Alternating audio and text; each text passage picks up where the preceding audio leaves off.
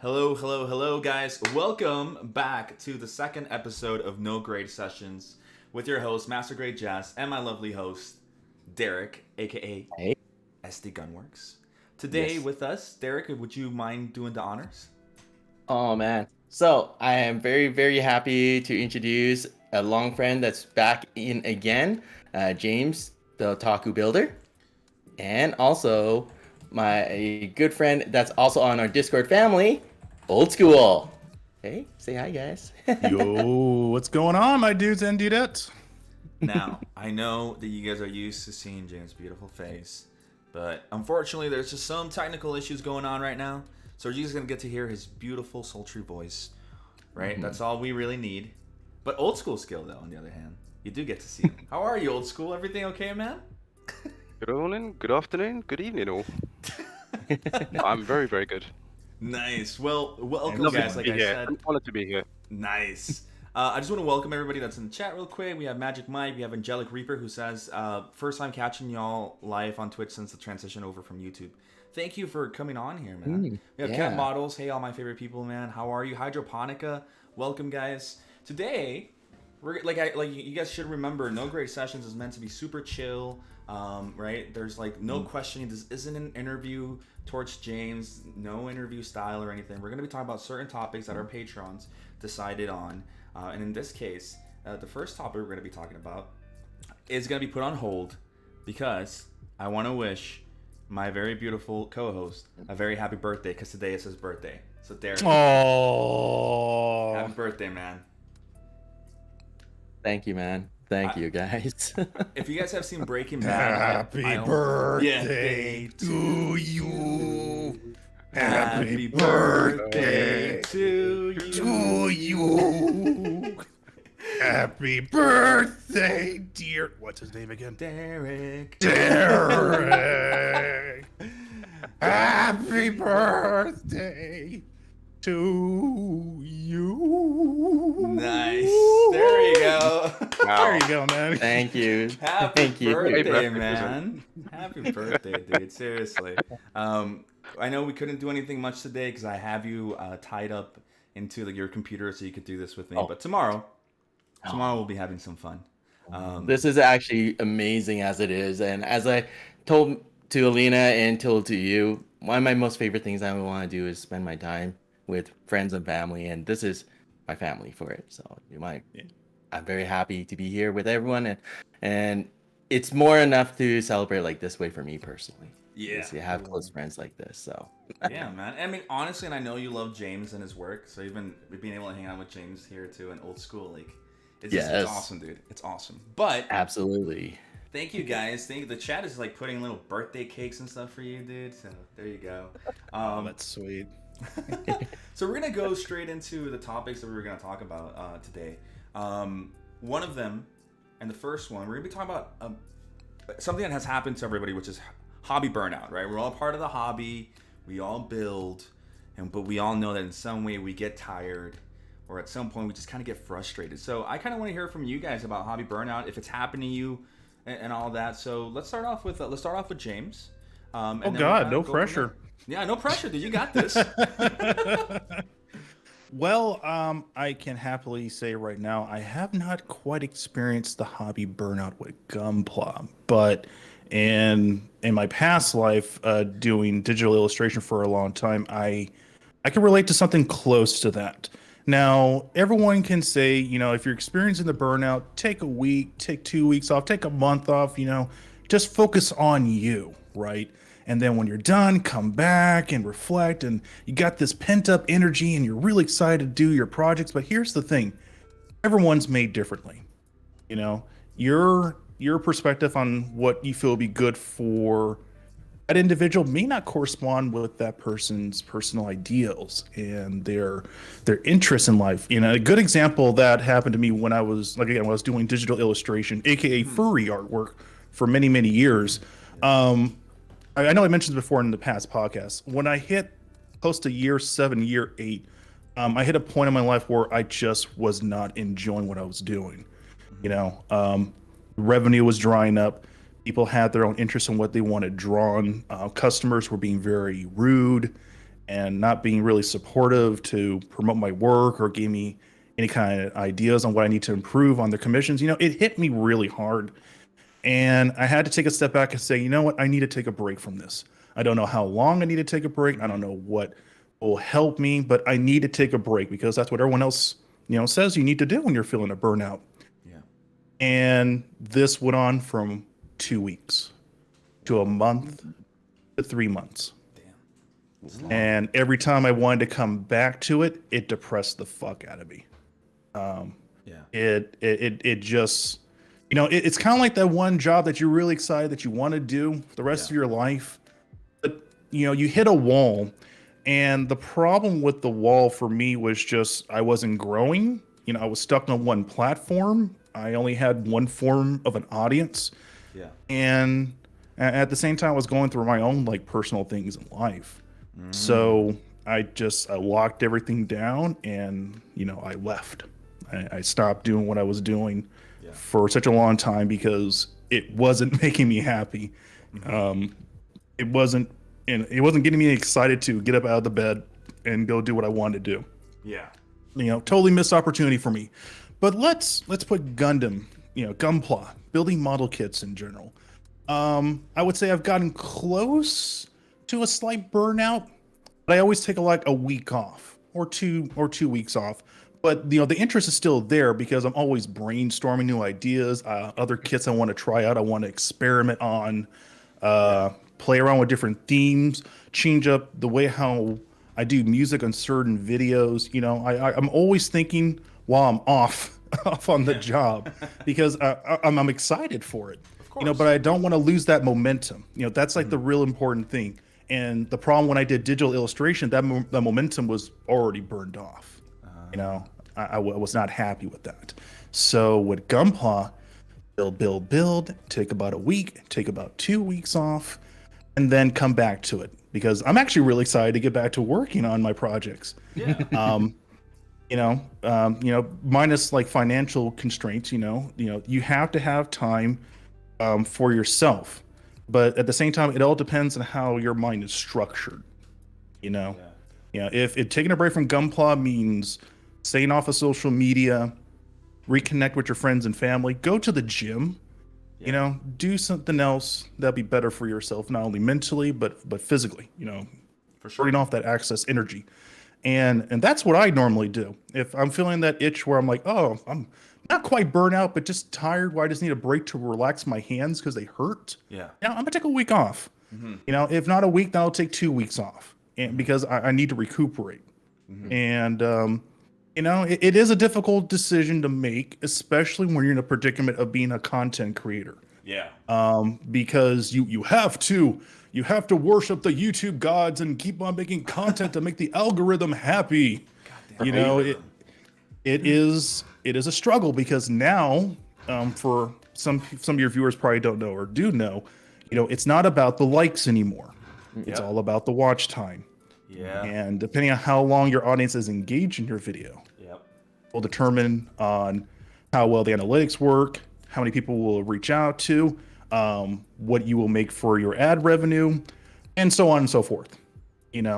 That's probably the biggest problem when it comes to burnout, especially if you're a full-time content creator, is taking a break for yourself, but don't take a break too far to the point where your revenue hurts. Yeah, you kind on that particular platform. So I make it a rule now that I switch things up. I make it a rule to at least release take about 2 or 3 weeks now to release content instead of week to week. Because if you do content every single week by yourself, you're your own critic, you're your own supervisor, you're your own editing team. That eventually will creep up, and you'll start making mistakes. You'll start having a lot of spelling grammars. Audio balance would not be correct. There are certain scenes don't blend correctly. Energy, like a good example, the last video I did a couple of weeks ago, I was tired. I was like, hey guys, what's going on? Like, comment, and subscribe, and enjoy the video. hit the bell notification. Hit the bell. I'm tired. I felt so bad when I did that video. It was like, because I usually have an energy with it, That's like the one mantra I always stick with me, you know, from years of watching Japanese animation and studying animation in Japan is everything about their show is all about energy, impact, Yeah. and excitement. And that time I was just like really run down. I was like really, really tired. So I told myself, okay, 2 weeks is not working for me. I need about a 3 week, you know, time span to work on my stuff. And since that switch, it's actually worked out great. You know, got a whole week to plan things out, get everything painted, get everything organized. Next week comes around, finalizing all the footage, making sure everything works, making sure everything blends correctly. Yeah. Do some audio tests. Week 3 comes around, video is halfway done. It's getting ready to be exported onto YouTube. Let it sit for a couple of days in case it gets hit with copyright strikes or God, yeah. flags. Yep. Yes. You know, so I get that nice little extra week to just buffer out, to just to chill, and then finally catch up to all the comments and questions I get on all the social medias. True. So, in a sense, doing that, that's actually my relaxing zone. Is just finding time to actually, to connect with the community as best I can. I know I don't reply a lot to comments on YouTube because when I'm done with one project, I'm back on the workhorse, and my eyes are just laser focused on getting that project done. But other social medias, you guys know me. You know, I'll catch up with you guys and anyone else on Instagram or Twitter. Not as much as Discord. You guys saw what happened earlier today. Yeah. So that's why you see my stupid smug fox face right there in the corner. I have no video. I will always say it. Just a lot of you raise a lot of good points, but on the whole Discord thing, like you're just absent from it, which is not a bad thing, right? Because everybody has their own choice of social medias that we like to use and stuff. And I know that you're super active on Instagram, YouTube, your Patreon also. So it's definitely something like you like to have that interaction with people. But I think the burnout for you, it's a little different because of what you said, right? You're a content creator, right? And for a lot of people, they think that the only thing they're looking at is, oh, he just built that kit and put LEDs in it. But no, he also filmed, he also edited, he also exported that thing, he checked it, he made sure it color graded. Just so much goes into there's just like so much follow up to it. Yes. Yeah.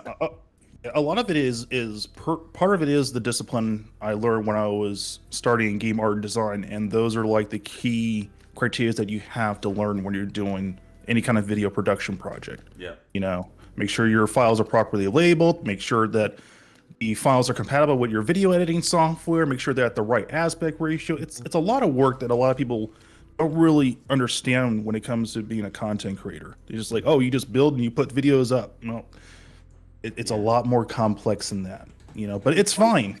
You know, it's fine. Having that change of mental state between different ideas and projects of going from video editing to maybe audio balancing, and obviously building the actual Gunpla. Do you actually feel that refreshes your mind in some way when you're moving from part to part, or do you can kind of consider it all as one? Oh, it's absolutely like a thrill for me. Believe it or not, video editing is a lot of fun for me now. Like, I remember when I was just making videos and then just slap it in music towards the very end and then pray and hope it goes with certain scenes. But now I'm like, you know, what if this music goes boom, boom, you know, quick jump cuts, but different angles, different perspective shots of the gun. I'm like, oh, okay. I like this. It's a little bit more work. I think I can buffer this out and try something different. So now when I'm doing editing, especially towards the end, I'm putting more of an effort to try to have the scene correspond with the music, whether it's a nice slow build up to it or it has impactful energy. I don't like using like electronical music towards the end of the video because it disrupts the flow. I like to stick with something that's more cinematic, but at the same time, something that tells a story. You can get the same thing with electronical music or hip hop music and all other genres, but this one, you know, I feel that orchestral music just works well. Yeah. And depending on how you blend certain footages with one another, and then not being constricted by a left to right sliding of the camera, maybe you can get like a nice little low angle shot or a high rise shot or a tight close up, you know, showing all that hard work you put into it. It definitely makes a big difference. Like for me personally, it makes a big difference. Now I can't get enough of doing scenes like that for my videos. You know, it's fun. It generally is fun. Like if you asked me this when I was 25 years in college, I'd be like, this is this is boring. This is stressful. I don't want to do this. Yeah. Who does this? This is boring. Nope, I love it. Crazy, yeah. No, I definitely. absolutely love it. Well, I mean, and you can tell, right? You can tell that you're definitely doing something awesome when it comes to your content, and like just putting on that little a drop of like, oh, it's tuned in right with the music, with like the build up. It's awesome. Editing can become really cool when it comes to that. But I mean, even as far as, you know, it's always good advice if you're feeling a little bit of a burnout to take a break, right? Because we've all felt that way. And I don't know about you, old school. Have you ever felt a little bit of burnout, man? Personally, well, Even right now. no, well, yeah, as it is, what, 2:21 in the morning. But yeah, no, in general, yes, I have actually. It is one of those things. I think it's once you consistently build up a certain level of pressure, either achieve something or do something. Like for me, I find Gunpla is my relaxation from work. So, and it's always that consistency of like, oh, I've opened the box. I now need to build it. I now need to paint it. I now need to do something else to it. Yeah. And always holding yourself to that kind of objective. And if you don't meet that objective, it turns into sort of disappointment. And I kind of feel that feeds in eventually to what ends up becoming burnout. Yeah. At some point. Again, like I said, I mean, for me, I think, what was it? Actually, I'm going to blame you guys. Oh God. It's the GTS group build that we did last year. I think being on a time limit for that burnt me out. That I was like, right, I'm not going to paint for a month, and I just stopped. That was it. I was just like straight build, and literally all Christmas, that's all I did was just straight build, and I went straight back into it all fine. Time limits are crazy, man. I mean, to be honest, like I don't know about you, James, because I mean you have like a time limit on your things that you have to bring out, but I agree, old school. I mean, putting a time limit on anything, it's pressure, man. That thing will burn you out. You will feel like there's nothing that you can do that can bring you back from a time limit, especially kind of barring how much time you can put into certain things. So it's either you do it now or it doesn't get done and you don't meet the deadline, right? And that really does come with that. But real quick, just to make sure, Angelic Reaper earlier said, I'm currently experiencing it now. He's talking about the burnout. Been on a hiatus for like a year now. And QS0, I promise we're going to be doing something with you next time. I already put it in the chats. Just let me know. But he says, I'm there with you, but mostly school has been the major factor. And then Angelic Reaper says, it's been work for me. I've been itching to get back into that game, but the hobby is so immense that it's almost intimidating to hop back in, which is what QS0 says. I know after coming across Studio G, Otaku Builder, and everyone in the GTS fam, it has also intimidated me as well. And I kind of wanted to point that out because, you know, it can be intimidating. Burnout doesn't only happen from you building, right? It's like the constant exposure to social media, going back to what Old School was saying, right? Like that pressure that you feel. Right? Like, okay, I straight build a kit, but it doesn't look good. I want it to look as good as that. And in some way, indirectly, you're kind of pressured by social media to kind of get to that level. Or if I'm wrong, let me know. What do you think, Derek? No, I think of it the same way too, because like, well, once you're in the community, you shouldn't feel pressure, but we do. Naturally, we do. Because you do one great job and you now have an expectation, someone you feel like everyone's looking at you, you want to do another one and another one, but it keeps on piling up. And then you're always going to try to strive to be better and better. And that's why I say all the time, I even try to strive as best as I can and I'm learning. But the thing is now, can I actually just go in now and here, I just grab a box from my backlog, just snap it right here, and will I be happy with it? Yeah. I'm kind of the opposite. And this might sound weird. I don't focus on other builders on their style and the way how they interpret their vision when they built their kit. I look at other sense of like inspiration from watching like old school videos and how they did practical effects. You know, that is like the big drive right there for me, because you know what we have now for tools, technology, video editing, and etc. Those dudes did not have that back in the day. You know, they had to take existing kits and then take something that's very extravagant and make it beautiful, like the Millennium Falcon. You know, Yeah. that's a massive kit bash. Yes. Or doing very elaborate like visual effects to make their work even look even bigger than life when it's just a small little figurine. You know, like for me, that's my drive. You know, that's my inspiration because I grew up with that. You know, like if you another good example, Power Rangers. You know, the Zoids. You know, I don't mean to put you on the spot, my man, but you know what I'm going at with this. No, I know where you're going with it. You know, I know. these are these machines that are like bigger than life. You know, Exactly. They catch your eye. Godzilla. Yes, even with old school Godzilla. Godzilla. Yeah. You know, I mean, you know, instead of just focusing on one part of the community, try to look outside the box and see other forms of inspiration. Exactly. Yeah, you know, there's no limitations to that. That's what makes this hobby great. Yes. And- You know, go ahead. I was gonna say, like, on that same vein, like, considering how you want to come back to the hobby, right? And you say that looking at people like Otaku Builder and James, who's here, I'm not gonna call him in his third person, and it's weird. James and Justin, Studio G, you know, my boy Justin and stuff. Like, a lot of the, I feel like one of the biggest mistakes that we commit as hobbyists in this realm is we come in here and we look at other people and what they do and we immediately want to be at that level, right? We want to be the next James, we want to be the next Justin, but you got to take a seat back, man. You got to say, and I talked about this a little bit with Crow-sama and It's a Gundam on the season finale for season 3. And I told him the thing about James and Justin, because I specifically talked about you two. So I don't know if you watched it, James, but I talked about you on that one. And I said the thing about them is that they came into the hobby and they made a ripple, right? They came in here and they changed the game and the way they do things, right? Because honestly speaking, Justin came in here and really made the whole cinematic look, B-roll shots and all that stuff super awesome, right? But that's what he did. Now there's other people trying to do the same thing, and at some point, to be honest, it just gets kind of like, okay, I've seen it a million times over, right? Yes. And then with you, James, I feel like with you, it's LED stuff, right? And I feel a lot of people focus on your LED and kind of go over your painting style because your painting style is nuts. I love it. Yes.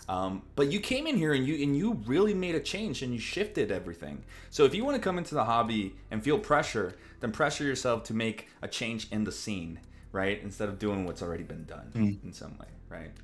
But I mean, that's just my 2 cents on that. I'm sorry, it's just I'm very vocal about that. You know, you No, sure. I'm flattered with that. You know, I didn't think I had that much of an impact with the community. I'm just a regular dude that loves to build. That's just me. You know, but you know, as a but as a builder, you know, I got to step up my game. Yep. You know, there's only so much you can. Like I said this before with you guys before. There's only so much you can build a Gunpla. Try to branch out and try other kits. Try other genres. Try Zoids. Try Federation Starship Enterprises. Try Macross. You know, don't be afraid to break out of your comfort zone because that is exactly what I'm doing now, making a new category of kit bashes. Yeah. You know, Yeah. so you know, don't be afraid to break out of your comfort zone. I understand that everyone wants to do Gundam for content and for Instagram and Twitter because it gets the views, it gets the likes, it gets that interaction with everyone in the community. I get it. But the way how I see like Gunpla, it's kind of like eating your same favorite food over and over again. You know, like a good example, like I said this on Instagram. You know, you got your big plate, right? You got your big Thanksgiving plate. You got your mashed potatoes. You got your 2 slices of meat, dark meat, white meat. You got some vegetables on the side. You got some gravy on your mashed potatoes. You got a slice of ham and a nice little roll on the side. But then another kick comes out. So someone says, "No one put a slice of a sweet potato pie on top. Let me put some whipped cream on top of that and slap an ice cream scoop. Let me drizzle some chocolate on top." That's overwhelming. Yeah. Okay. Yeah. You need to take a break from eating that kind of food. Broaden out your palate. Yep. And you'd be surprised how much fun you'll have when you try different kits. For sure. You know? Yeah. Yes. And that's why I always tell everyone, just, you know, don't focus on the likes. Don't focus on the subscribers. Don't focus on the viewership. Focus on perfecting your skill. Yep. Perfect your own style. Yep. And when you get that, then you can focus on that. Because now you're at that right kind of state of mind where you're like, oh, okay, I've got you in this level. What can I do to change it up a bit? You know, and that's what I'm doing with kit bashes now. It's an expensive undertaking for me. But you know what? I love the challenge. Yep. And that's why I'm doing it. Yep. Hydroponica in the chat says, "Yo, chill with the food, Lamau. I'm hungry." Oh, dude. My bad. Angelic Reaper says it definitely takes time to develop the skills, but seeing folks like them really humbles the hell out of you, and it does, right? But again, you can take different avenues to get into a burnout, right? Because even like the burnout thing, we've talked about it within GTS too, and I've actually talked to to Old School about this. I'm pretty sure I mentioned it to him back in the beginning of the year, in January. I was burnt out after December. We had the RG Zong come out, which we got before anybody else in North America. Oh god! Thank you to our beautiful sponsors, Plymod. Yes. We got the PGU, and I built that thing in a night. Derek and I built the RG Zong in 3 hours. All right, like With the effects and we were all. just with the effect parts and everything, and we filmed it that day too. And we filmed it that day, and we had to come up with everything that day, and I was burnt out. I told Old School Skill one time, I was like, dude, I just do not want to touch any other kit for a while. Like I put down my Jesta that I actually got a comment earlier on. Somebody was like, hey, it's been 3 months, you were overdue, I want to see progress. And it's like, bro, did you miss the part where I said that I put it away because I don't want to work on it right now? Like, it's just, oh damn, there's that burnout. I'm just I get, I got burnt out, and eventually something needs to ignite that passion in you again, right? So it definitely happens, even like for us, because a lot of people are always thinking, oh, it's really cool to get kits, right, and review them. Yeah, it is, but I think people forget that we have to build those kits. And I mean, yes, we get to enjoy them, not a knock on our beautiful sponsors, we do enjoy them, but we're not just enjoying them for ourselves, right? We're building them with I need to make a review around this thing, right? And so even my wife, if I brought my wife in here, she'd be like, Jess has not bought in a kit in like months, because I don't really, not because I don't feel the need that I don't want one, it's just that I don't want to go through the process when I'm building one like every other week, right? Because of the sponsorships, which isn't bad. Again, I'm very appreciative of that, but there's definitely a certain level of burnout that comes with that. But it's good because I got people on GTS that I can just pawn them off on, right? Like, hey, Derek, I need you to build this, right? Brian, I need you to build this. One of these Old School Skill, I need you to build this, man. Oh, well. It's going to cost you a lot in shipping, mate. Yeah. I was gonna say, Jess, you careful what you say. Probably half of us are, and then some. Why? Oh man. No, on that, my sort of similar idea around that, of like basically sort of slight pet peeves I have with, and can cause with burnout, is around the sort of additional skill sets you need once you do get into this hobby. Of actually, all right, I've got a set of nippers, I can build a kit, but actually no, it turns out actually you need a camera, you need to go do photography, you maybe need to do videography, and you need a whole bunch of other stuff that goes with it. And it's all of that sort of stuff can add a whole bunch of extra pressure to you, because initially you might have just got into it of, I'm just having a bit of fun, and actually now it turns out, oh no, you've got to now build content. You've got to now know how to make that content, and that's a whole different skill set entirely. Yes, it is. Yep. Yeah, yes, it is. I can attest to that. It is. Because you're. Oh, go ahead. Go for it, James. Go for it. Oh, I was just basically saying, like, when you're in that mindset, you got to focus on, okay, what kind of camera can I use? What kind of lighting would be affordable? Is it in my budget? Can my PC handle that much a load of information? Okay, now I got to buy an external hard drive to store all that information. Okay, can my video editing software support 4K? Oh God, 4K files are big. Oh, okay. Now I got to change it up, my shots. Okay. Do I really want to rely on the turntable and try some other different styles of doing my video editing and video establishing shots? Okay. It's like the list just keeps going on. Yep. And that in itself can be a burnout. Yep. Because you're just being inundated by your own thoughts on how to perfect your content. Yep. I've had situations like that, and it sucks, where your brain won't turn off. Yes. Yes, and QS0 here says, I completely agree that when it came to the impact of new content, even if it existed prior, James was the one who really impacted the foundation of LED usage. I completely agree with that. Oh, shit. Justin with turning the experience into a cinematic experience, which is true. I've always told people that. Justin is the one who did it. People were doing it before, but Justin brought it into the limelight. That's why all of a sudden you have a bunch of other people who are trying to do the same thing.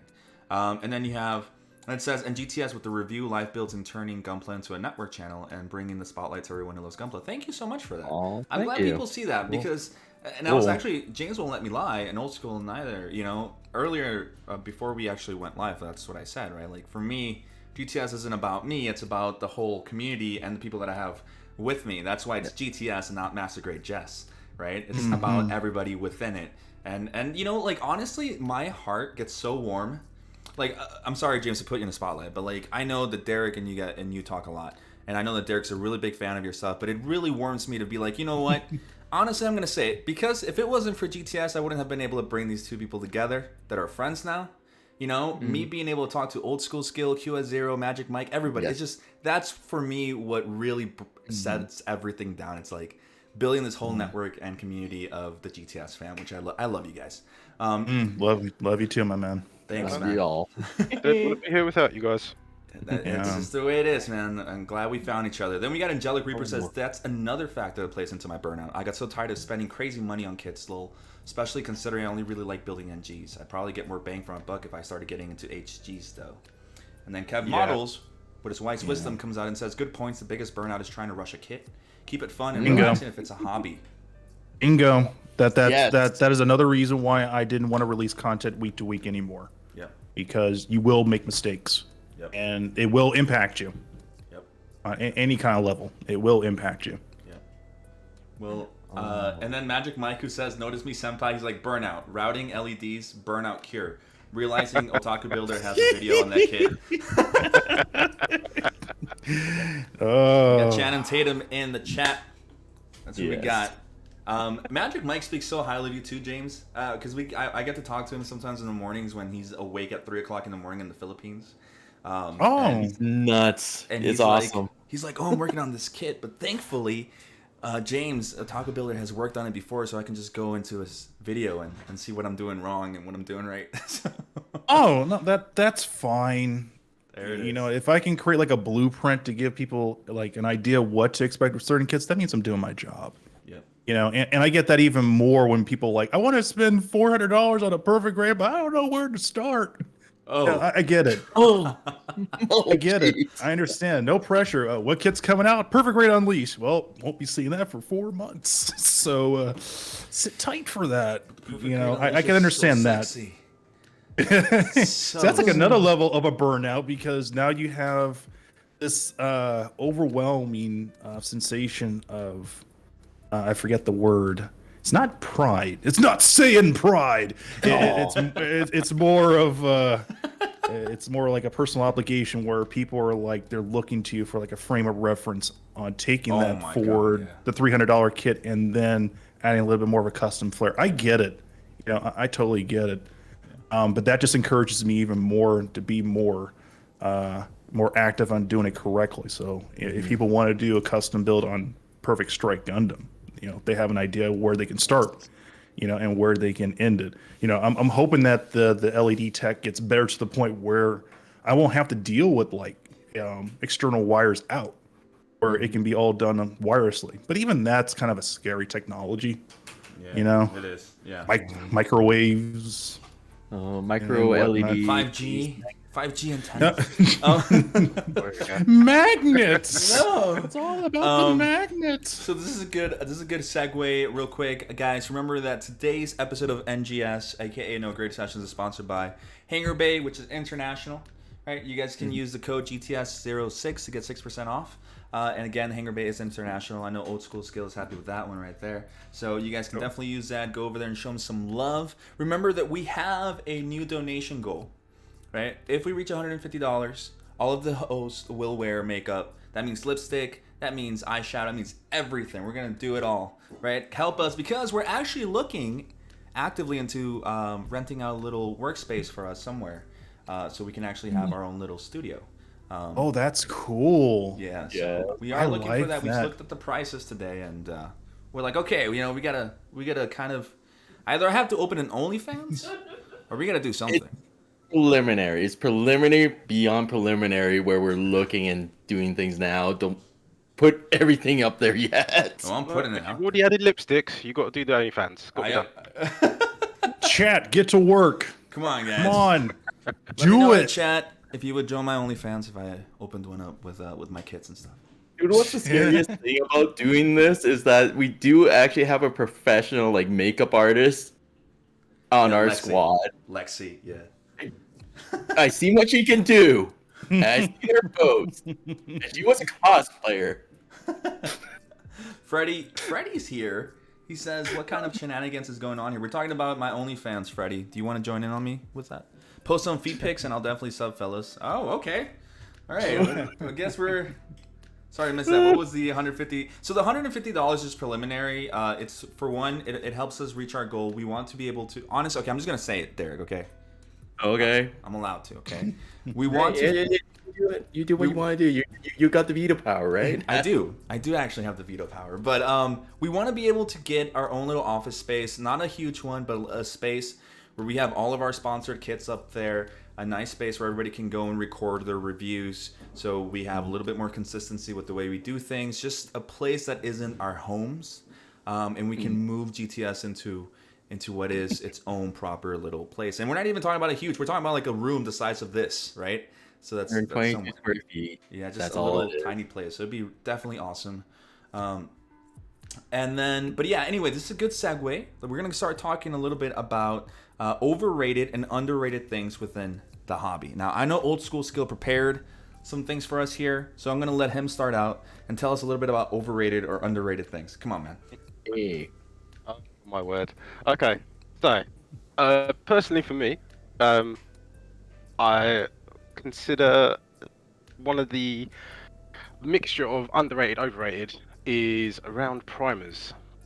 Everyone seems to either have a lot of different opinions around primers, and it's either overrated that you don't need to put it on it, or it's underrated that you should always put it on it. Ooh. That's interesting. That's a good one. I'm going to let somebody else tackle this before I go in, because I'm very vocal about what I think about priming. So. Oh man, preach. Oh, let's hear it. I am super, like, okay, I think right now people are starting to talk a lot more about not priming. So let me see if I understand first, Old School. You say that it's overrated, that people And say that you underrated. don't need it? Well, underrated and overrated. I mean, to be honest, in my history of playing around with paint, I've done both. I've practiced both. I've not bothered priming, laid straight down a paint, and other times I have primed. So it with various different results. So, but it's always the thing of, with most people will say you must always prime. There is nothing other than that. Oh. You see, and then you've got the other side of things of people saying, well, actually, you don't actually need to. It's actually fine. Again, obviously based on the paint you're using. But again, Sure. what's your opinion on it? Since I was given the floor by James, thank you, James. I'm just gonna say it. I believe that if you're doing anything other than just a straight paint job, you need to prime. And now, why do I say this? If you're looking into becoming someone who's gonna start scribing, adding plot plating, completely customizing, you need to prime, because the primer doesn't only exist to help the paint stick on, right? It helps to look at complete imperfections that are on the surfaces. If you want it to be completely leveled, it helps you make sure that your panel lining and scribing lines are nicely made and everything. So there's that for priming. But let's say that you get the G Paints V 2.0, right? The version 2.0 that don't require priming, because all you're doing is a straight paint job, right? Maybe you don't need it, right? But also remember that if you do not prime, and I will say this, there's a reason why there's such things as black primer, white primer, and neutral primer. It gives you different shades of the color you're going to put on top. So it just depends on how busy and how much time you want to dedicate to the paint job. So there's my 2 cents on that. I'll let somebody else go. No, I 100% agree with you on that. It's extremely essential to actually prime your work, especially when you're working with resin kits. You know, because when you get them out of the bag, you know, they have a sticky residue on there. You know, and that's because of the molding process. So if you just apply any kind of paint onto there, I mean, if you want to do it just a straight up paint job without any primer, God bless you. You're gonna get something interesting, but over time, it's gonna peel and flake off. Okay, and the community will jump on your ass, and they won't let you live the day without that. And I have an excellent example for that. Still get shit over this. Pardon my French, but it's true. It's okay. Still get shit from my perfect grade Millennium Falcon. Didn't prime it. Ooh. Didn't prime at all. I just did what you did there, my dude. I just did a straight up pre-shading. I did a straight up paint job. I did some heavy weathering because, it is the most beautiful, glorious piece of junk that exists in the far, far galaxy, and I wanted to make it look as authentic like you would get from like a collector's set of a Millennium Falcon. And I kid you not, people will just jump on like, well, you did a good job, but you didn't put any primer on, so you're going to get some issues later down the road. I made a mistake. That's one little step that I didn't commit to it. I get it. I'm only human. I'm going to make mistakes. But at the same time, when I look at it, as I'm looking at it right now, it turned out pretty damn good. Mm-hmm. You know what I mean? So it basically comes down to, where your preference lies. When it comes to work with primers, whether you should rotate between using black primers, brown primers, white, neutral grays, like you mentioned, Jess. It basically boils down to what vision you have, to really make your work pop out.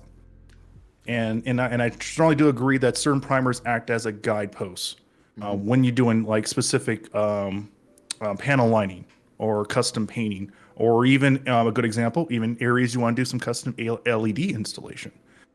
There's always that challenge to commit to just, once again, push yourself a little bit further just to understand the fine basics when it comes to painting. Even if you're against it, I understand that. But, it always helps just to understand just the smaller fundamentals and things, just a little. But my pet peeve in the hobby is freaking sticker decals. Okay. Oh, did you just Come on. Did we just become best friends? Come on. I'm gonna spend $150 some on a master grade, and I can't get any love. The Kais get the special love. Come on. Dry transfers. Come on. I'm gonna have to throw the PG Unleashed in that one. Yes. Sorry, that's my Don't remind me. absolute Oh my rage. god, yes, dude. I'm gonna say it like this, dude. Fuck that. It is an expensive kit. It's a perfect grade, and you're giving me stickers. Yes. Why? Preach, just preach. How does that even like compute? And I said it in the review.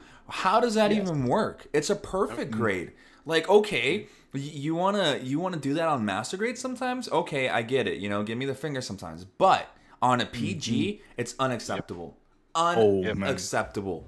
I agree. Yes. What It annoys is me like the is biggest it's issue. It's the newest PG as well. And it's the the Unleashed. best one. It's the let's change the world of PG and no water slides. The fucking marketing behind it, extreme expression of extreme expression of fucking cheaping out and giving me stickers, dude. Come on, water. $6 water slides. That's all you need. $6 water slides. It's My sad. God. It's sad and frustrating. Yes, it is. And it bugs you too when you're like done. You're like, that surface this looks very off. All bumpy and not smooth. Oh, and the water slide decals. Who's making them? Crap, they're not out for another 3 months. Oh, okay. I guess I can't build that kit. Yeah, Great. That's frustrating. Why, seriously, look, okay, that's also a very good underrated, overrated topic too. Because a lot of people do put the stickers on their kits, which is fine.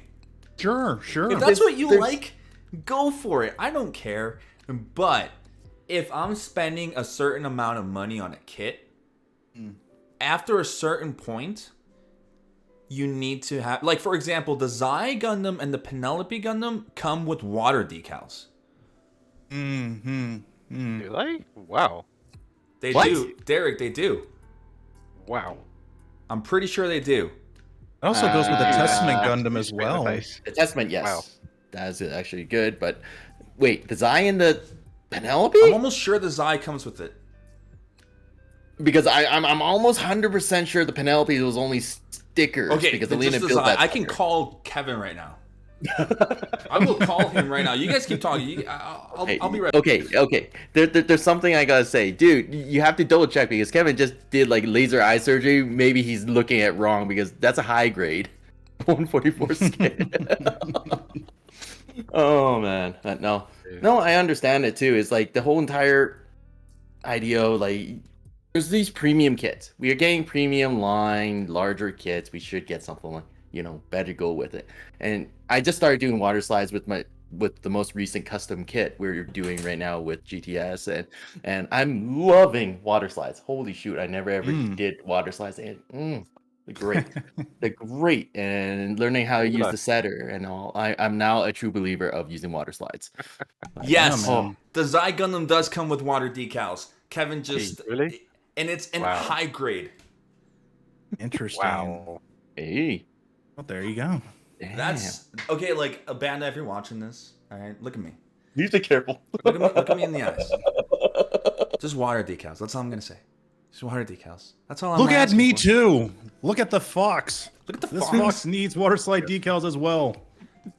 Actually, okay, Bandai, if you are creating water slides, can I just make one thing? Better water slides. Better. Oh yes, definitely. I agree with that one. Unfortunately, some of the Bandai water slides I really touched right now recently is like they're really stiff, and they were so tough to handle. Like, I don't know what. Delphi? It's just, I mean, for sure. Like if you guys watch our reviews, and whenever I'm on a review, I always mention how sickening when it's stickers. Just don't give me stickers. They're disgusting. All right, I do not stand for that. But oh man, that's such a good topic, old school. Like, how did you just knew how to push the buttons, right? Like, I'm gonna say stickers, and Jess is gonna have like an aneurysm. Man. You know what? I think there's another one that you can always talk about. Which one? You say sometimes part separation. God forbid some parts. Part separation on kits. Yeah. Yeah. Sometimes. Yeah. Or they're. You know what? Like, on like kits out of the box. Is that what you're talking about? Yeah. Some of the ones we put together, you look at them and say, "Wait, why are these color correcting stickers here now? Yeah. What's going on with this?" I mean, look. At least that I understand in some way, because it has to do with the molding and the injection, right? Mm-hmm. Like that I understand. That's another process. You have to look into the engineering of how you're going to design this whole thing, right? But when it comes to decals and stickers, it's literally printing out a sheet, right? Like it's a completely separate process.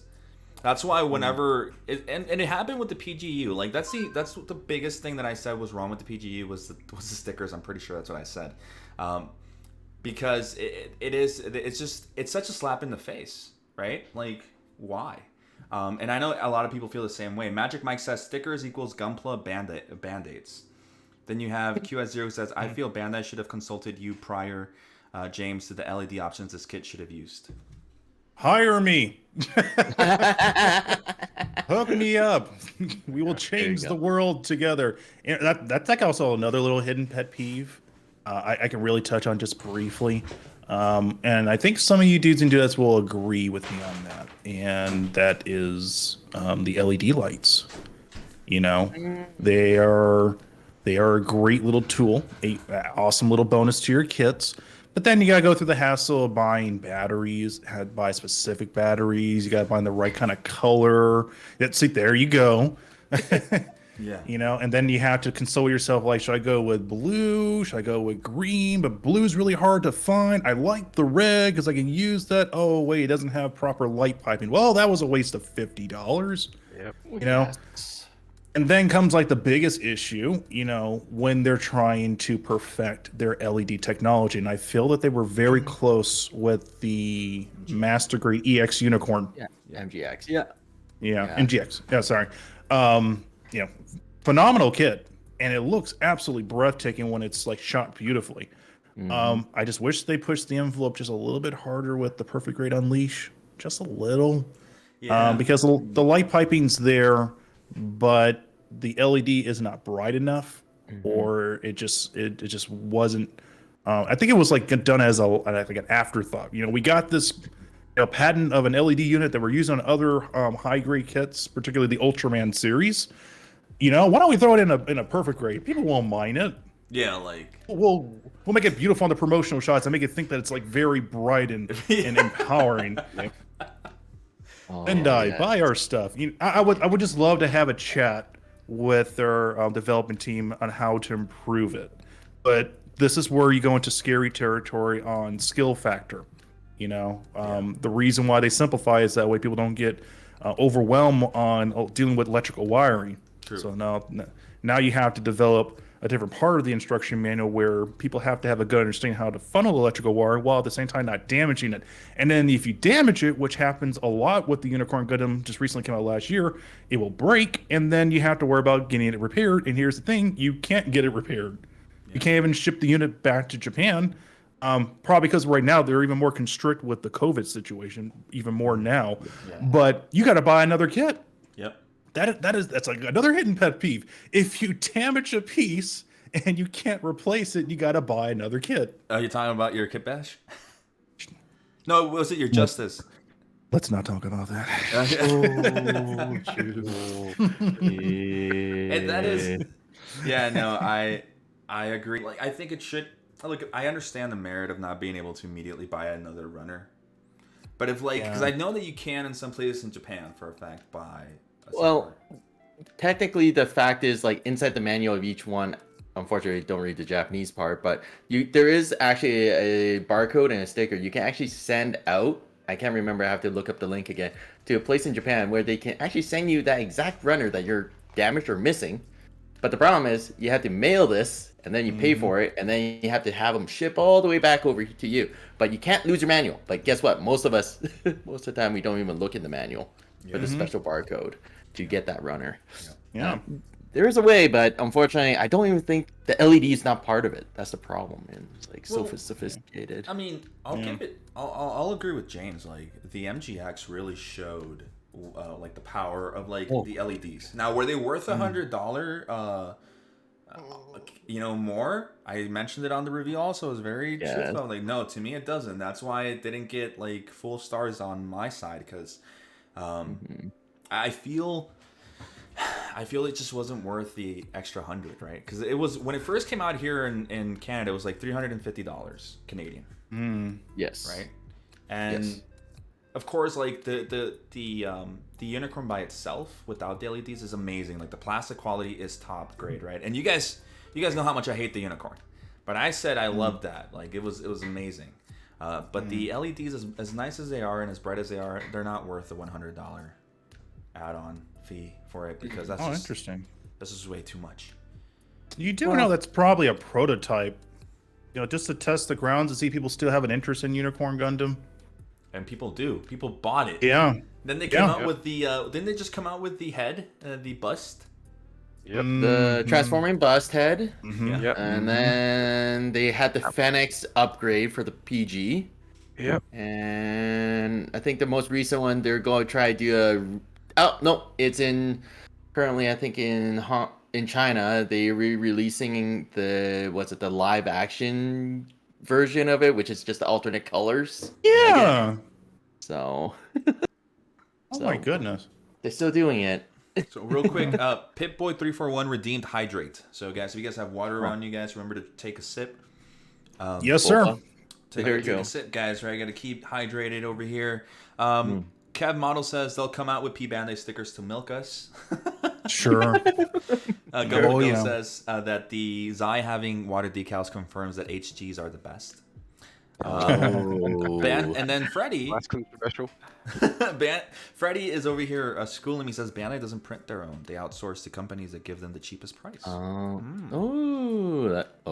Make a little bit of sense, but I mean, at the end of the day, still outsource everything, right? Just give me water decals. They actually do that with all those metal build units, like the core units of all those metal build units. Those are actually not produced by Bandai; it's produced by another company. They outsource. Interesting. It's something like that. Gunpla Go says, remember that the Labo Osco was multicolored in one injection die? Yes, it was. The Labo Oscar is a really nice kit, but it still suffers from some color separation issues, which is why it came with some stickers. I don't ever put stickers on my kits, by the way, guys. Like when I do a review, I never put on the stickers. I know people want to see them, but I can't do it to the beautiful kits. I still gotta bug you on that one. Like seriously, that thing's a statue. Come on, you're not gonna paint a Labo. I've seen people paint a Labo. I'll do it.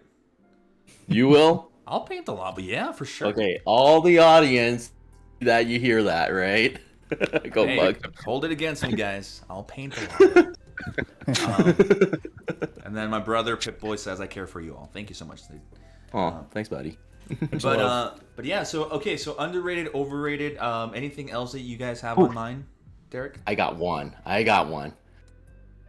This might not touch base so much on actually most of you, because I don't think you guys might not have bought a titanium version of any kit. No. I bet you. No. Technically, Have yes. you built any of The them? Sasabi? Yeah, my cheeky Daybon Sarzaby special coating. Yeah. So, okay, you spend $300 some or 200 on a high grade maybe, or 150 on a real grade like the crossbone. You snap it all together, you get all the crazy nub marks, you can't do anything with it, you can't remove it, you can try to repaint it, but then what's the use of you buying a titanium finish in the first place or coated? Yep. Yeah. 100% agree with you, which is why I bought a Dayband version.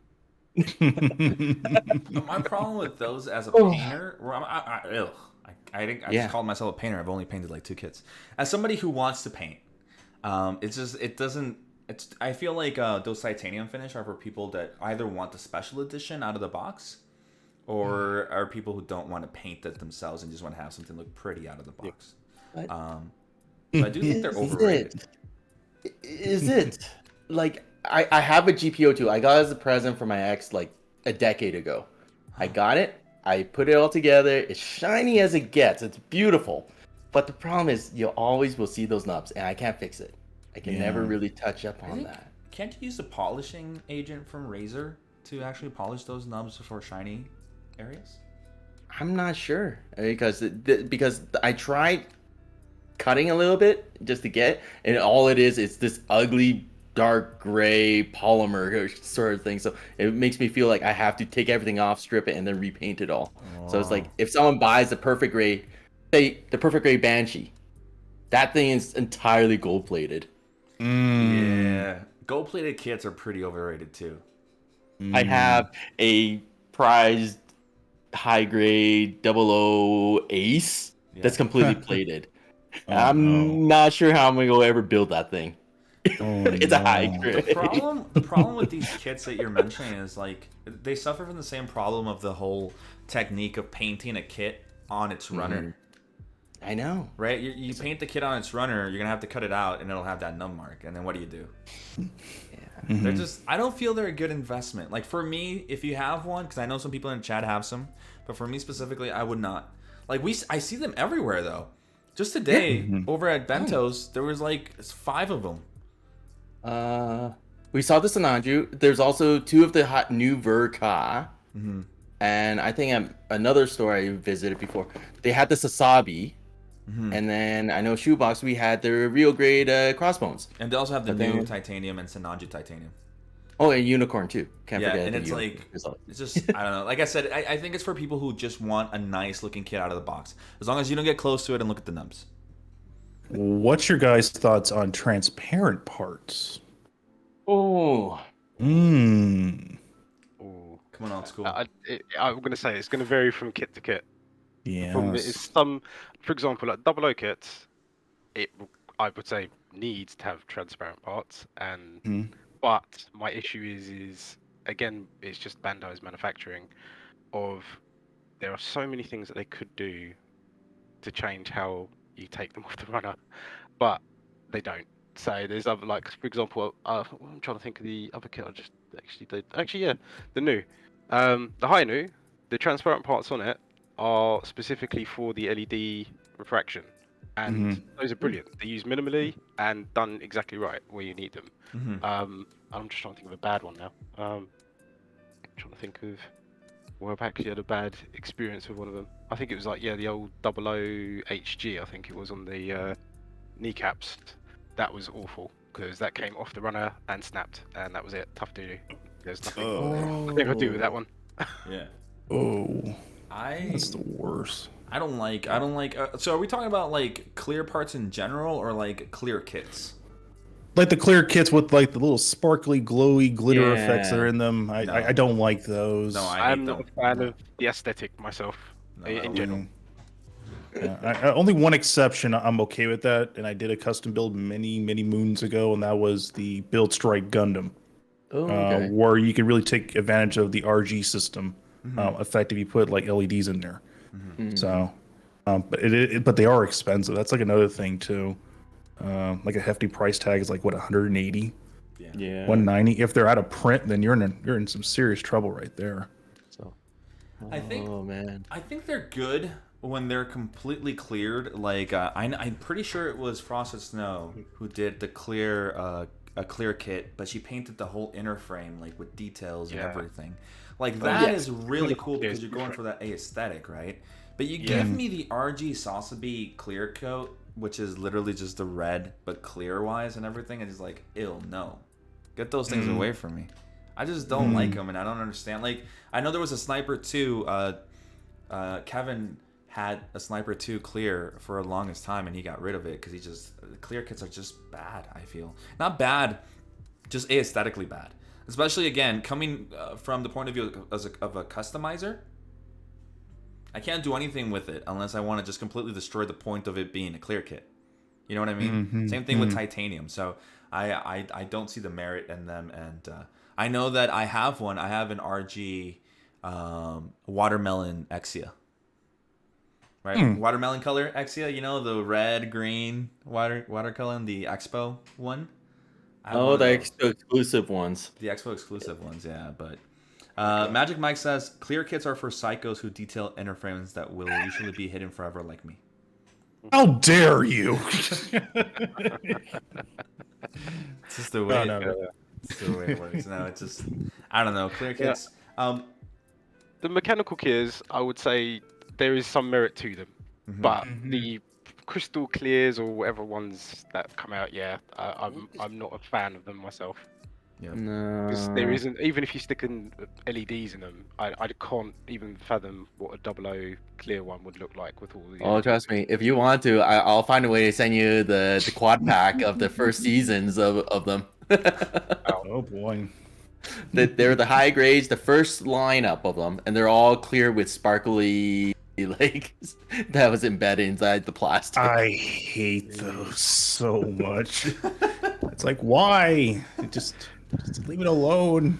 It's fine. I mean, to their each and to their own. You know, there's a target audience that like that kind of stuff, and you know, that's fine. Yeah. You know, But just because I don't like something doesn't mean you know you shouldn't like that. I mean, you know, if you like that kind of aesthetic for your model kits and you like the way how it shines and glows on your display case, you know, that's probably another alluring factor to it. Yep. You know, But that's the point of this whole thing, right? Like, just be honest. Like, these are our opinions. Are our opinions correct? I don't know. They're opinions, right? yeah. Yep. That's the reason why we even started this, is the idea that we can actually, as we said in our promo video, let's just talk, just have a good time with it. Yeah, like invite our guests back and stuff, and be able to have a conversation that doesn't necessarily revolve around what they used to do and what Have they guys did, from our group. just have Yeah, a why little not? bit of fun. But on that same vein, again, underrated, overrated, the Barbatos, just in general, within the hobby. I want to hear what you guys think about the Barbatos. Okay. Who wants to go Cry a first? little. I'll go second. Come on, let's go. You're itching it, maybe. I'm not itching. It's just one of those things that, well, Barbatos not necessarily the most common form, does hold a very certain special place for me. So it is one of those sort of, just the series and everything else. It is quite. I love the way it looks personally, but it is one of those things of. I don't know. Depending on how time goes, it may end up becoming Bandai's unicorn. Don't you Depending on dare how time goes. put that evil on me, old school. Sorry, I'm I'm out. just saying. You know, and you know, give it 5 years. Once you've seen every form of the Barbatos in every single way possible, you may be cussing just the same way you do about a unicorn. I hate the unicorn. I actually agree with old school on this one, actually, because the fact is, like, just like the unicorn, they're providing here it is, here it is, here it is. Here's the expansion parts for it. Here's the clear parts for it. Here's the metallic frame for it. Here is this. But here's the thing. Out there, just playing my lore part, okay? Don't shoot the messenger. I will. How many frames are in the series? How many frames? Mm. If they have That's perfected a maker. beautiful frame, Yeah. you could do so much. Yep. Sure. So much with that. Hands down, the frame for the Master Grade Barbatos is the best frame to exist on any Master Grade. Okay? Mm. Hey, there's more out there, I guarantee you. No, for sure. And that's what people are saying in the chat. So we have my brother saying, oh my God, again, the Barbatos. All right. Then Hydroponic is like, right? I love it. Kev Model says, Jess has veto power on opinions. Yes. Within GTS, I do. Hydroponica says, I'm painting my second one. Angelic Reaper says, fantastic MG needs a PG as soon as possible. Oh, frick. Oh, hell yeah. Oh, jeez. Oh, well, you actually mentioned that, James. I remember on the Yes. review, clearly you said the Barbatos will be getting a PG. You could see it in the inner frame. I'm pretty sure you said that, right? Oh, I mean, I don't work for Bandai. I don't got the downloads of it, but you know, you look at the track record. Yeah. Okay, we got nothing but versions of updated versions of anything related to Gundam Seed, which is great. You know, for those like myself that haven't really watched all the seasons of it, which I'm now finishing up season 1. Or dozens of seasons of it. Anyway, you know, there's an audience for that. Yeah. And I feel that Iron Blood Orphans is just kind of being left on the side. It kind of depresses me a little because when you build the Master Grade Barbatos, the engineering is there. The fundamentals of the way how all the runners work with one another is just beautiful. And the fact that I'm pretty sure they're getting ready to press that big red button to make a perfect grade Barbatos, but here's the problem. They can't just release one form of Barbatos. Okay? If they're going to release a perfect grade, it has to have like all 3 versions of it. You know? Oh, They have that's to. a great point, actually. Actually, Yeah. it'll be... Jeez! There's too Yeah. many. Like the what's it? Oh, The shit. GP, yeah, the GPO 03, or was it GPO 4? Oh, I'm frick. trying to remember. The PG one that's got like Yeah. two in the box. Yeah. You know, it has to happen that way because otherwise we'll be stuck with the same scenario of Unicorn, Banshee, Phoenix. Then, you know, Unicorn again, blue LEDs, Phoenix, Wait, green. And to its it credit, just gets though, weird. the Barbatos does experience a huge change in appearance when it goes from 4th form to its Lupus Rex form. So, like, me getting a unicorn, regular unicorn to regular Banshee, it's like, it's a recolor with maybe a little extra thing here. But, like, Barbatos going from its normal form to its Lupus Rex form, that's a completely different beast. I feel. Yes. I wouldn't be mad about getting those two. I mean, for one, I love the Barbatos. But I would not complain if I got those two. And I tell you this is what they're going to do, and I'm just going to call it right now. They'll do a test run. They'll just give you the base Barbatos, and then if it does well on sales, then we're going to get the 3 different armaments for it. Yes. And if that does very well, then much like with the Repair Exia, the Perfect Repair Exia, we're going to get a damaged Barbatos 3rd version. It's going to happen because everyone loves that form of Barbatos. He's like literally falling apart in that he's at his last like fighting stance. Everyone loves that look. They love that menacing demonic look. And for like myself, Jess, and everyone else that want to do custom painting, you know, the sky's the limit to do like a really good custom paint job on that, to have like a really, really good display piece in your office or in your house. Yeah. So the thing is, you know, is Bandai comfortable and are they ready to press that button? You know, are they ready to commit to a series that's definitely loved by everyone, you know, to cater towards what the fans want? And Yep. I hate to say it, they won't.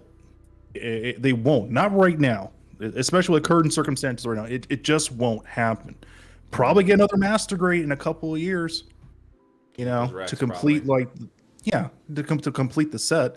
And then, you know, it's okay. Well, I guess we'll make a perfect grade. It took us like 8 years, Yeah, sure. Man, Why not? like- That's Oh man, just look. I know the topic is underrated, overrated. I feel I honestly do believe the Barbatos is overrated. I'll be honest. I love it. I love it with all my heart. It's my favorite suit. I think it's overrated. A lot of people because look, the Barbatos is a win. Okay, you paint the Barbatos, you slap on a new color on it, you post it on Instagram, you get 1,000 likes. Okay, it's the way it works. Everybody loves the Everybody loves to hate on the Barbatos, but they see a Barbatos and they're like, I love it. You know what I mean? Like it's that ironic thing where like, oh my god, I hate the Barbatos, man, but I'm still liking every picture of the Barbatos on Instagram. Like, come on, dude. Just come out and just say that you love it. But I definitely do see the merit in Bandai. I agree with you, James. I feel like they're ready to push the button. They're not doing it yet. I think they want to make sure everything's ready for it because they know with the Barbatos, they know for a fact that they're gonna make bank. Yeah. Here's the question: when did the show end? 2015, 2016, I think. Okay, so we're not even close to the anniversary for the end of that show. Oh, you're talking about 10 years, huh? Yeah, much like how they did Gundam Seed, which by the way, I'm predicting we're going to get a perfect grade Seed something this year, guaranteed. We're not getting no perfect grade Sazabi Unleashed. It's too soon. It They're has to be never something gonna that do core. That's so sad though. Yeah. Like they're never gonna give us a perfect grade new or perfect grade Sasabi because of the metal one that exists for the new. Like everybody I know asks for like a perfect grade new. One, it would be huge, and it would be loved. Well, try imagine you and your Sasabi. Jeez, that thing takes a shelf Oh too. my god, I'm not kidding when I say that. My wife literally said when they announced the metal one, though despite it kind of seems like it's not going to be released, but. Beside the point, when that thing got like teased and it came out like it was gonna cost like $2,000, $3,000, my wife was like, "We're gonna go into debt because I want that." So my wife loves the Sasabi. My wife loves the Sasabi. I'm not kidding. Like Derek knows. That's what they got her, the RZ Sasabi. She loves the Sasabi. But real quick, last line show followed us 32 minutes ago. Thank you for following, and Saifu Hotman, thank you for the follow. Welcome to the GTS fam here. But Derek, so what did the research bring up, man? So 2017 was the last air date of IBO. The final episode. Yeah. 27. There you go. Not quite to an anniversary yet. If we get another seed kit, I'm gonna be mad. Well, come on, yes, let's you be will, honest. They are already launching a new pilot movie. I'm not even serious. Is it a series or a movie? I can't remember now. But you know what? They go shove it down there, and don't get me wrong. They're gonna come up with this one kit. There's gonna be a line of high grades to go along with it. Oh, I'm yeah. pretty sure of it. Yeah, without a doubt. Yeah, For sure. Guys, and we're what wrapping up. There's a Virtue that's finishing up this year, so okay, that'll be Virtue the looks double sexy, O. man. I know. Yes. That Virtue Can't looks wait. sexy. Old school, you getting that thing? Which one? What the MG Master Grade Virtue. Yeah. Yeah.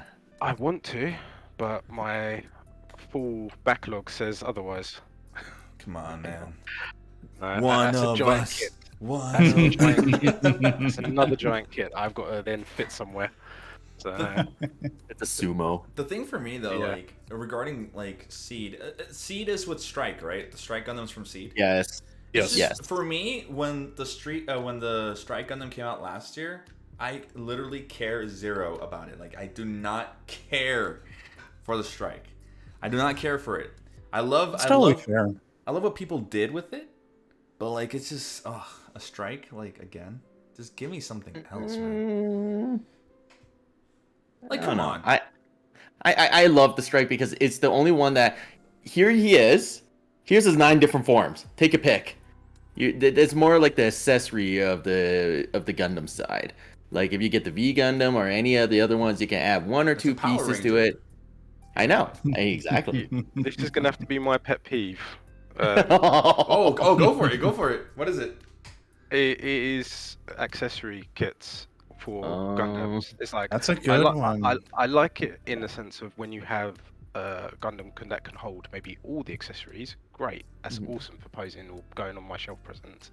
But when you have one that goes, actually, you know what? For me to actually really utilize this, I'm gonna have to buy a completely new kit. I think. I think you Uh-oh, cut cut out. off his audio. You cut out. Old school. We can't hear you. Old school. I don't think he can hear us. He's just talking. Hello, old school. Can I somebody can't hear you. somebody message him? Ground We can't- control. He's just Oh, going. no. He's going for it. We cannot hear him. Like he's very passionate, and we can't hear this. What is Hey, going on? Hey, buddy. Hey.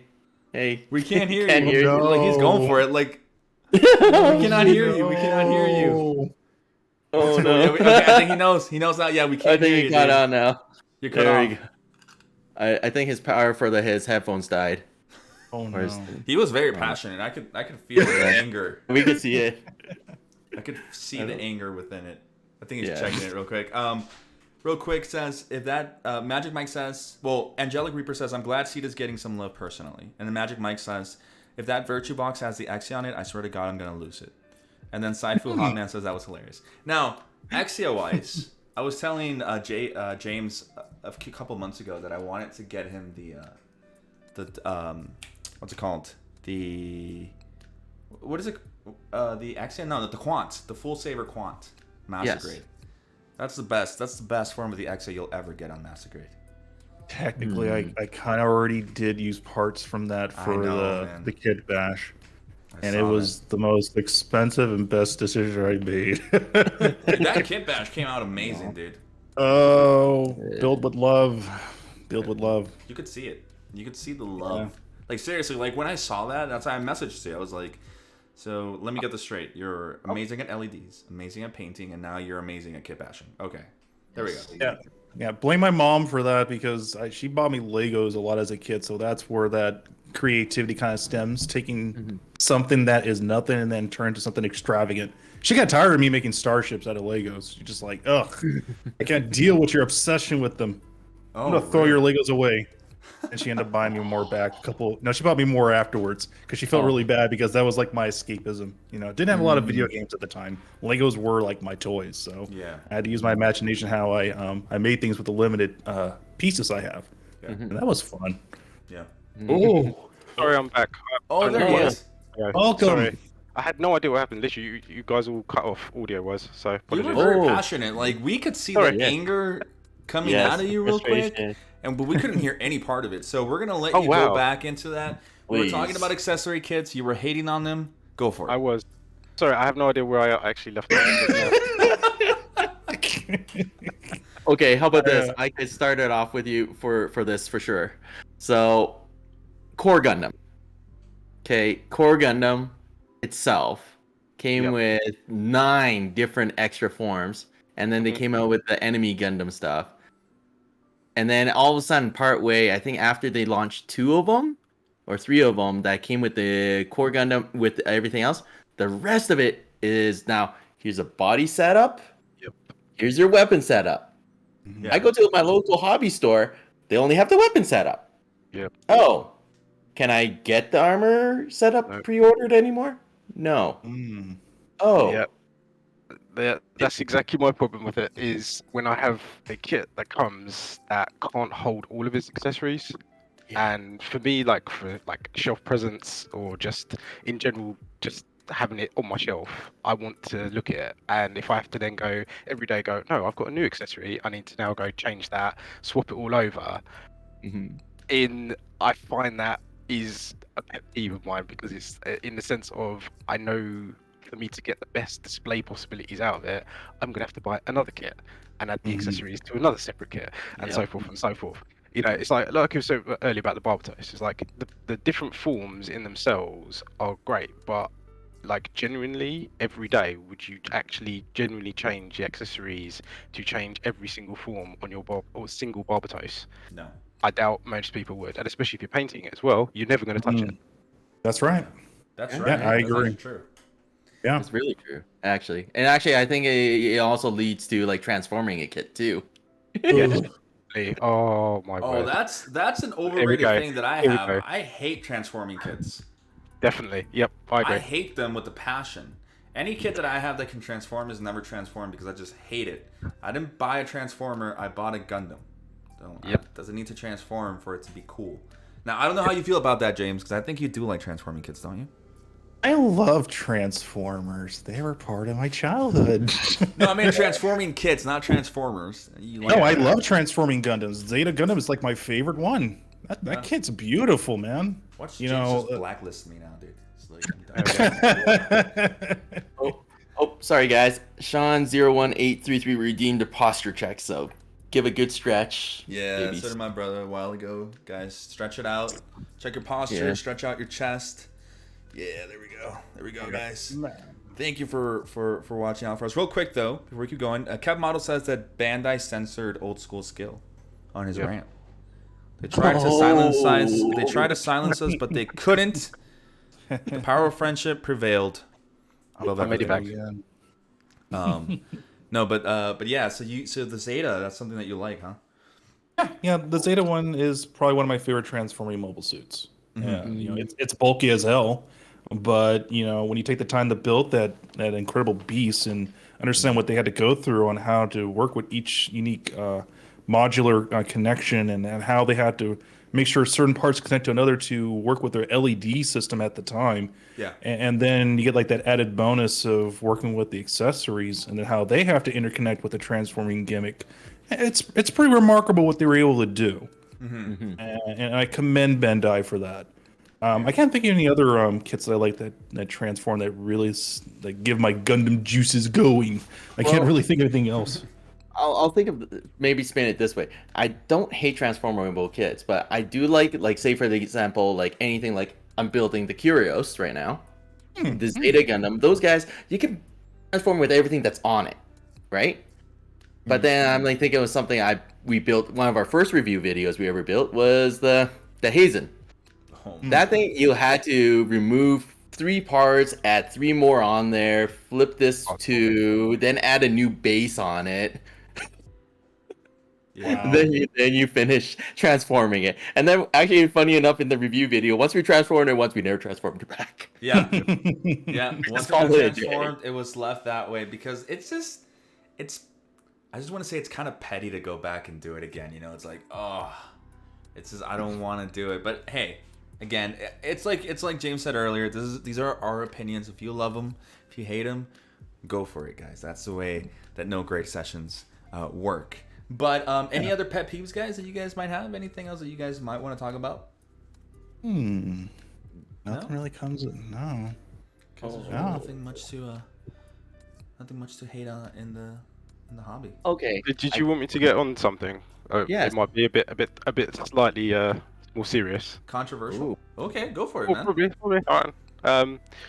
Personally, my pet peeve within this hobby in general is assumed critique of putting your stuff out there, and the immediate assumption is that you want critique, that you're not just saying, "Hey, have a look." So That immediately the assumption is that somebody has to critique it. Okay. like without you asking for the critique, right? Like it's just like you put it out there, somebody's like, oh, you know, I hate this thing, don't ever put it up again, stop modeling, right? Yeah, exactly. I don't know. The thing is, it depends. I think it depends on what your stance is and what your purpose is within the social media range, right? Yeah. Right? Because I, for one, welcome any critique, right? I'm not saying you don't, old school. I'm talking about me in general. Like, if I put something out there, I want people to comment. I don't care about the likes. I'd rather you guys comment than like my stuff, right? If I did something that you guys don't like, let me know what it was. It's the same thing, and I'm just gonna. I don't want to get away from the topic that you brought up. What's cool? It's the same thing that Derek and I kind of saw yesterday when our Testament review went up. Yeah. Like with the dislikes. Oh right, yeah. There's like some freaking guy or girl, right? Because it could be anything.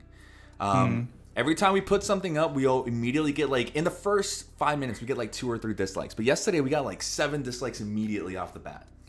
Interesting. Right? It's like, okay, you know, you love us enough to, you know, turn on notifications, have everything ready so you know exactly when you post something and you go and put your hate on it. I don't really care if you dislike it. One thing that I've always mentioned is if you dislike something, at least let me know what it was. If you don't like our videos, tell us why.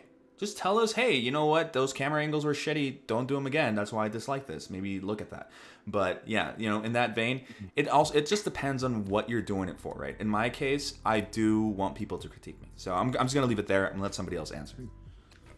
I think another thing you have to take in consideration, what you post on YouTube versus what you post on Instagram. You're gonna get two different types of beasts on that. Okay, you're gonna get the people that nitpick. You're going to get the ones that feel that they know everything. When you're doing this hobby, you don't know everything. It is one big, massive learning experience. That's what makes it great. Okay. What I see, when I saw your video yesterday on the Testament, I liked it. I put it on the background while I was trying to get things ready for my next project. I generally enjoyed it. And, there's things that could be improved on it. But like what my wife said, they have to learn it on their own. I have some, like we were talking about this like a couple of days ago. I know there are things that I can help those guys to help improve their quality of their content. I really, really want to help them because I love these guys like a family. And she told me like, that's great, Poppy. But realistically, they have to learn it on their own. They will get it eventually. But in the meantime, just support them and watch their content and just hit that like button, which I do all the time. I generally like the episode because the gentleman's voice sounds like something I would hear on 94.7 The Wave. Right. It's that nice, Brian. sexy, smooth, soft, jazz voice. I like that. It's very bassy. It catches your attention. It's noticeable. It's cool. Does it need work? Sure. Nothing's perfect right there because you guys are still refining your style. But back to the topic on criticism, if you do something on Instagram, you will get hit with criticism like, oh, this looks cool, but I feel that your color variants are slightly off. It's more accurate to this. You should have done that. And then naturally, as a human being, you're going to go into their profile and try to compare and contrast on what you think they know and what they don't know. And you look at their work and you're like, well, what the fuck? Like, how are you going to sit up here and judge me on what I need to improve when you yourself aren't implementing your own criticism? Yep. Then there's that part of your brain where you're kind of like I don't want to say like being really smug about it, like you kind of like know everything, but you tend to turn that part off because you're still learning new ways of how to do your work. But then if you switch that same kind of aggression towards a YouTube video, which I do have one or two individuals that are always hypercritical on my videos, and I'm not going to name them because that's not the point of this get together. They will sit up there and hyper analyze every single little pet peeve on what they deem should be done right, how it should be done, how they envision it, and how they would present it. That's cool. You go do that. Okay. Yeah. This is my vision. This is what I want to do. And I'm more than happy to take that creative criticism. But if you're not applying your own criticism onto your own work, then you're just grabbing attention. That's another thing that becomes a big issue when certain people give criticism. They love the attention. The more negative feedback you can give out there, the more that's going to gravitate attention to that particular comment.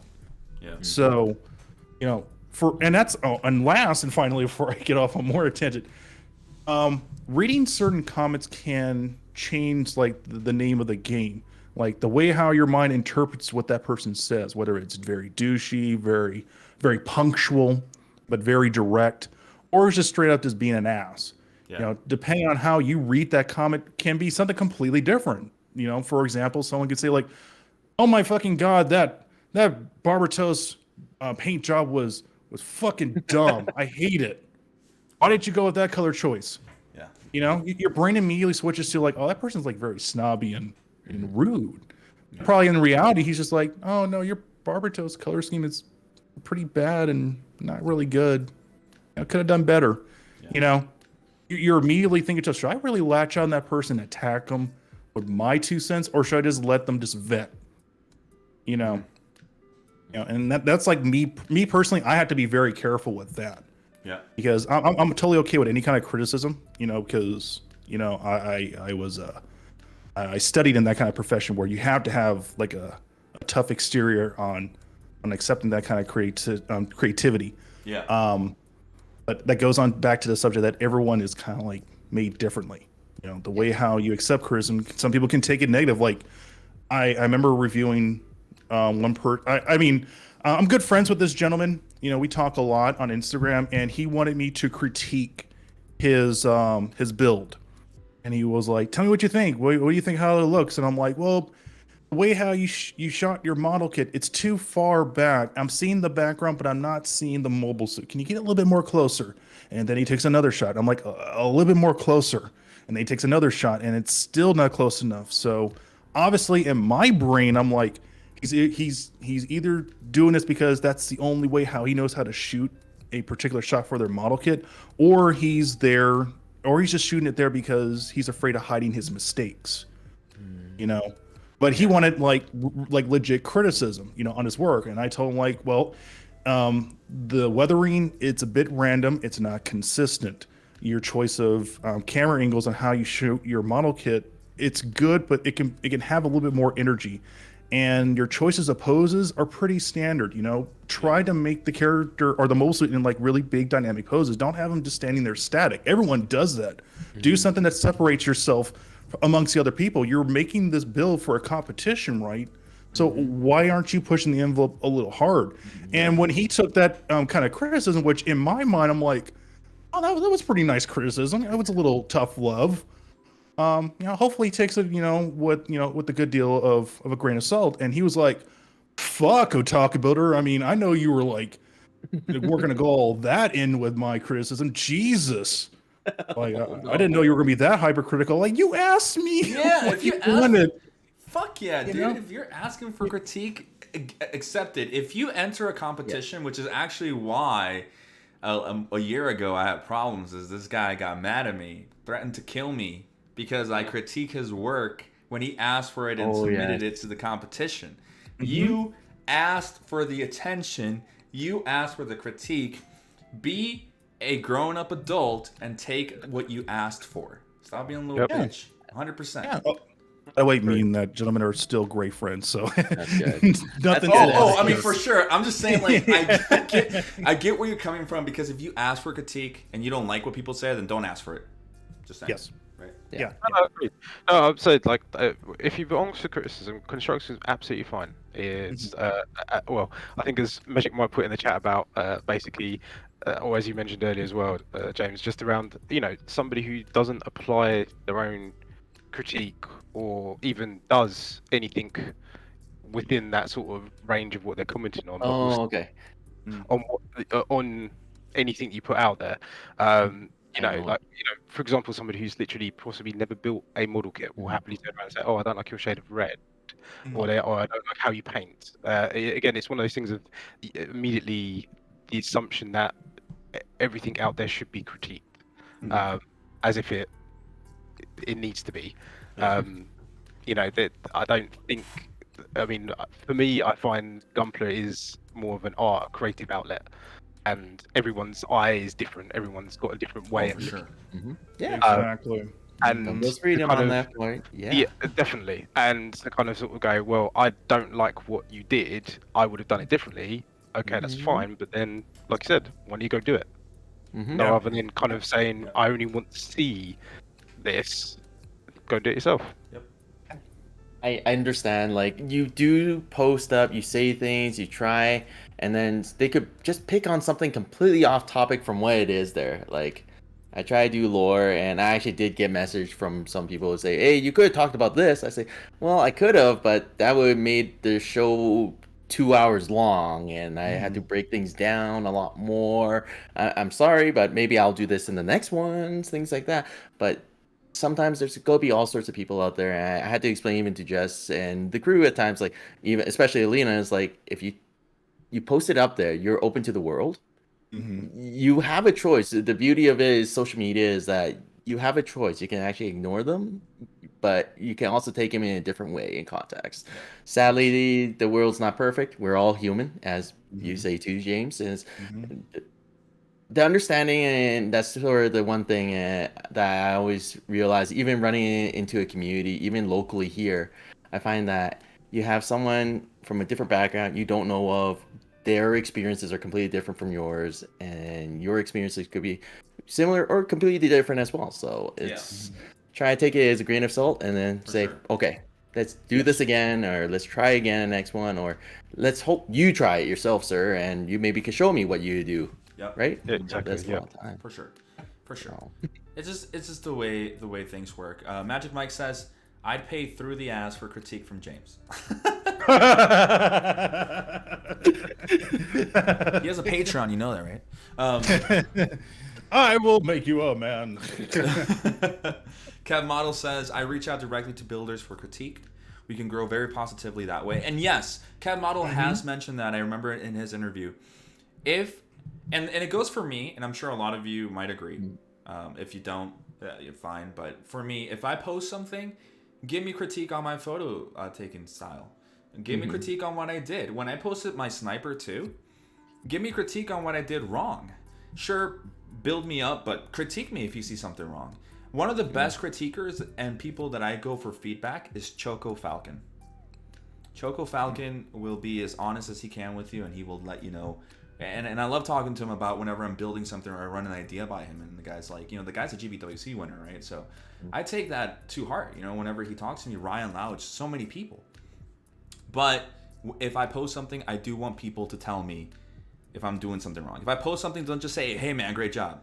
If you see something wrong, go ahead and write it. That's why I put it out there for you, right? You gotta be careful with that because you're kind of opening Pandora's box with that. ooh, How? You have, like I said before, there are some people out there that are super hypercritical on that. Okay, and when you get those kind of people, they won't care about your opinion.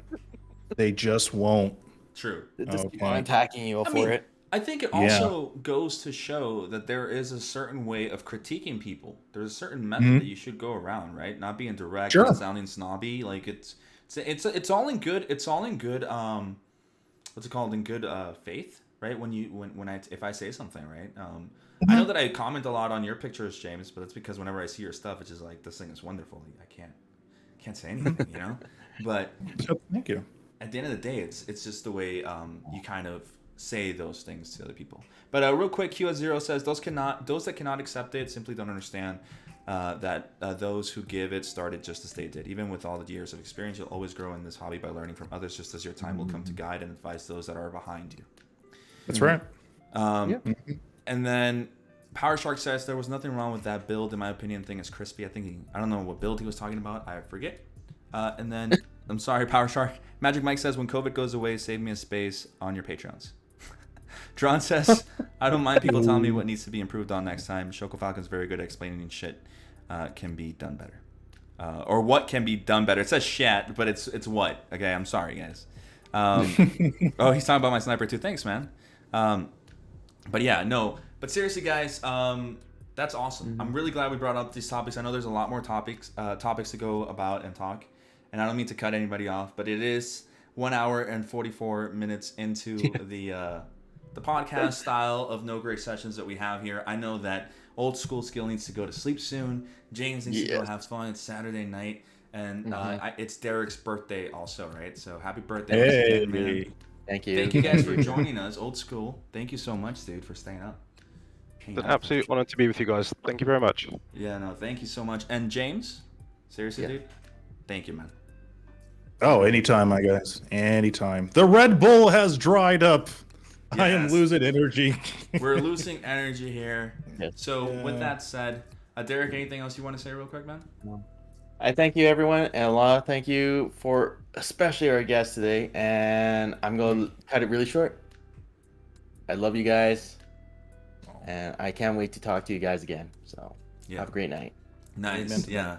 Well, guys, then with that said, I will be closing down No Great Sessions episode 2. Remember that the Hangar Base sponsored this episode. Go check them out and use code GTS06 to save 6% off on whatever kit it is or kits that you want to get. All right, so definitely go check those out. Follow us on our Instagram pages and our social media pages and everything. Go check out our new videos and reviews that we have up on our YouTube. Help us out. Become part of the GTS fam through our Discord. And with that said, we will see you guys on Wednesday for What's Up Discord. Take care, my lads. Goodbye. Goodbye. Good night. See you.